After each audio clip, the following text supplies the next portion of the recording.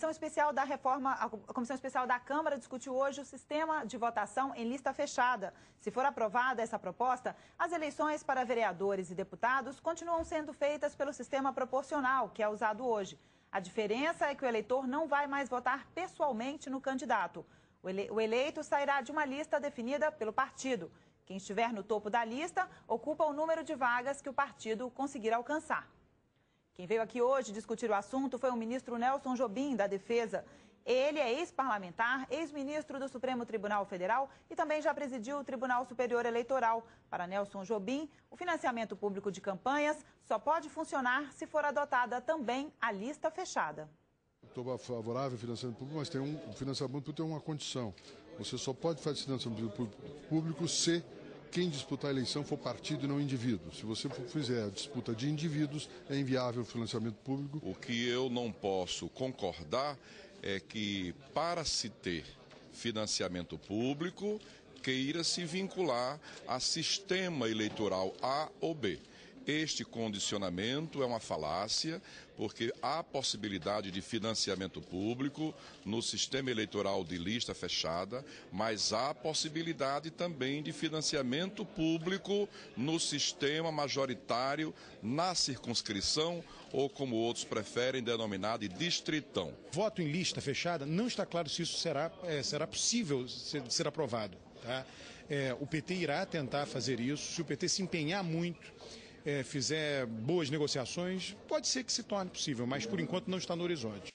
E para comentar os assuntos debatidos na Câmara nesta quinta-feira, nós recebemos aqui na bancada o líder da minoria, o deputado Paulo Abiakel. Boa noite, deputado. Obrigada pela presença. Muito obrigado. Boa noite, Ariadne. Boa noite a todos os telespectadores.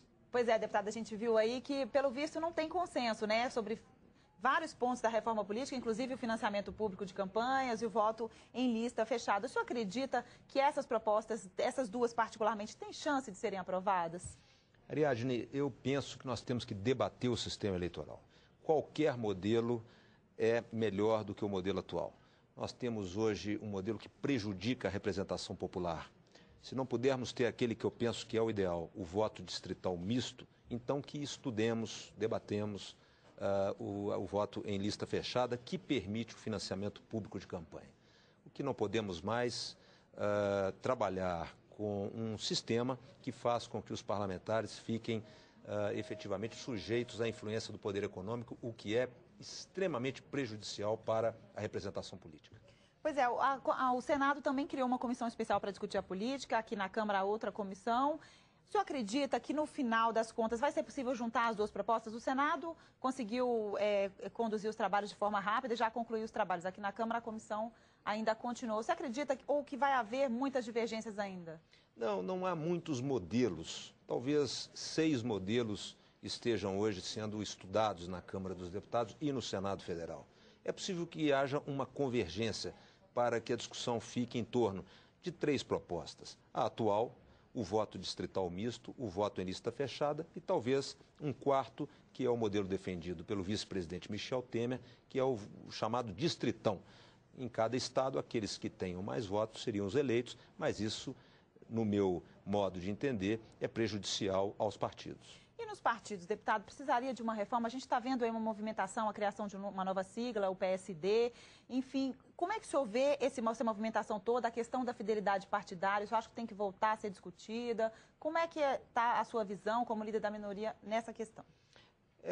Não falando exatamente como líder, porque não há consenso nas bancadas, nem mesmo na oposição a respeito de qual o modelo ideal, mas falando como parlamentar, eu penso que nós temos que trabalhar fortemente pelo fortalecimento dos partidos, em primeiro lugar. Em segundo lugar, pela aproximação do eleito com o seu eleitorado. E, em terceiro lugar, com uma tentativa de diminuir a influência do poder econômico sobre as eleições. Dentro desse contexto, eu penso que a criação de novos partidos está absolutamente na contramão do debate moderno que temos que fazer. De forma que eu sou contra e creio mais que nós deveríamos estabelecer uma cláusula de desempenho para permitir que a gente não tenha essa enorme quantidade de partidos, de siglas, cuja ideologia é muito semelhante uma da outra. Eu penso que a chamada cláusula de desempenho traria mais saúde ao sistema eleitoral brasileiro, diminuindo, portanto, o número de partidos. A violência está nos jornais, no rádio, na TV. Mas quem são suas vítimas? E quem são os assassinos? As respostas estão no mapa da violência, um estudo apresentado aqui na Câmara pelo Instituto de Pesquisas Sangari. O mapa apresenta a evolução do crime no país. Entre 1998 e 2008, o estado de São Paulo, por exemplo, conseguiu reduzir em mais de 60% o número de homicídios. Boa notícia, mas em compensação o mapa indica que a violência vem se espalhando. Em quase todos os estados do Nordeste, por exemplo, o número de assassinatos aumentou mais de 100%. O mesmo ocorreu em Goiás, especialmente na região do entorno do Distrito Federal. O entorno é a região mais crítica do mundo. Nós temos ali municípios com 75 homicídios por 100 mil habitantes. Isso nós não temos no mundo. Nem em regiões conflagradas, com guerras, nós temos índices de homicídios nesse patamar. Outra tragédia. O aumento de 754% no número de mortes envolvendo motociclistas. Em 2014, as motos deverão ser responsáveis pela metade de todas as mortes no trânsito. A violência tem idade, sexo e cor. Jovens de 18 a 24 anos de idade, homens e negros, são as maiores vítimas de homicídios com armas de fogo. Jovens que não apenas morrem, mas que também matam. O jovem é o gosto do próprio jovem. A maioria das vítimas estão nessa faixa etária, dos 15 aos 24, 25 anos. Mas a maioria dos assassinos, dos autores de crimes, também estão nessa faixa etária. O que significa dizer que o país tem que ter uma política mais adequada para a juventude. O problema não é só urbano, não. Nas aldeias indígenas, o que preocupa é o alto índice de suicídios. A média nacional é de 4 casos a cada 100 mil habitantes. Entre indígenas, essa média sobe para 400 suicídios a cada 100 mil habitantes. Um número 100 vezes maior. Especialistas concordam que a redução dos casos de violência passa necessariamente pela educação. A humanidade não inventou ainda melhor mecanismo que a educação para isso. Então vamos utilizar esse mecanismo, que é o único que sabemos que garante a criação de novas culturas. E nós continuamos repercutindo os principais assuntos que foram debatidos hoje aqui na Câmara com o líder da minoria, o deputado Paulo Abiakel. Deputado, sempre a gente viu aí o mapa da violência, né? Sempre que surge um crime de grande clamor popular, como esse massacre de Realengo na escola, né, em que 12 crianças foram assassinadas, o Congresso se vê às voltas com uma pressão pela votação de projetos que aumentem a segurança pública, né? O senhor acha que falta realmente uma legislação mais rígida ou falta a aplicação de políticas públicas de segurança mais efetivas? Ariadne, esse é um problema extremamente complexo e multifacetário. Leis nós temos e são boas. Nós temos que, em primeiro lugar, modernizar algumas leis. Há muitos projetos de modernização da lei de execução penal e da lei penal, e é natural que tenhamos sempre, porque o mundo está em constante evolução. Há muitos artigos dos dois códigos que são ainda de uma época em que não tínhamos nem internet, nem telefone celular, mas isso não adianta, nem tampouco apostar a solução do problema exclusivamente na questão da educação. Nós temos que pensar que temos que também reprimir, e para isso é fundamental valorizar as carreiras policiais e criar um sistema eficaz de proteção ao cidadão de bem, que hoje fica preso em casa, porque na rua, em muitos lugares, ficam soltos os criminosos. Mas também de nada adiantará isso se não fizermos investimento no sistema prisional. O sistema prisional hoje funciona como uma espécie de curso de pós-graduação do crime. O delinquente de pequena gravidade, ele, graças ao convívio com delinquentes piores do que ele, sai da pena sem condições de ressocialização. Portanto, ele acaba saindo de lá pós-graduado no crime, volta a delinquir. Isso é gravíssimo. E imagine você, o governo federal não investe em segurança pública. Tanto é verdade que é possível vermos no noticiário, frequentemente, os grandes traficantes de droga promovendo o tráfico de droga de dentro das suas celas nos presídios de segurança máxima. Pois é, deputado, e a gente viu no mapa da violência que agora está havendo uma interiorização do crime, né? Quer dizer, esses criminosos estão saindo das capitais, dos grandes centros e indo para cidades pequenas. Agora, as pequenas prefeituras, os prefeitos já têm dificuldade de caixa para bancar saúde, educação, enfim.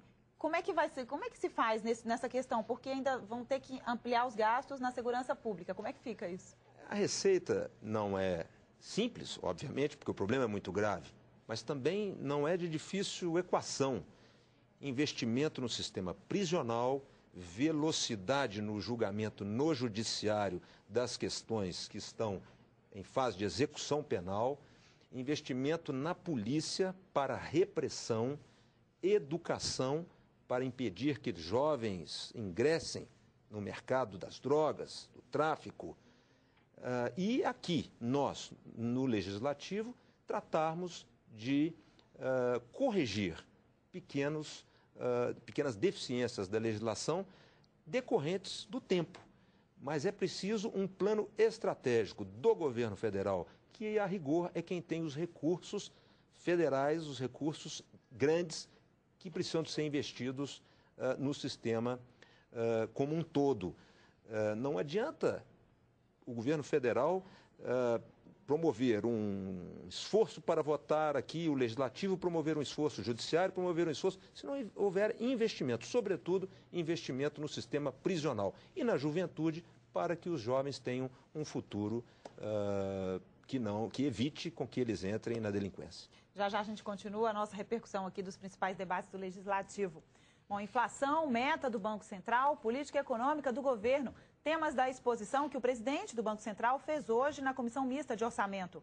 Alexandre Tombini reafirmou que a inflação vai continuar acima do centro da meta fixado pelo Banco Central nos próximos meses. E disse também que o índice só volta aos 4,5% em 2013. Deputado Paulo Biaco, o senhor concorda com o deputado Alfredo Keffer, que acha que a saída é cortar gastos? Eu concordo em parte. Sem dúvida, é preciso cortar gastos supérfluos. Este, sim, o verdadeiro responsável pela inflação.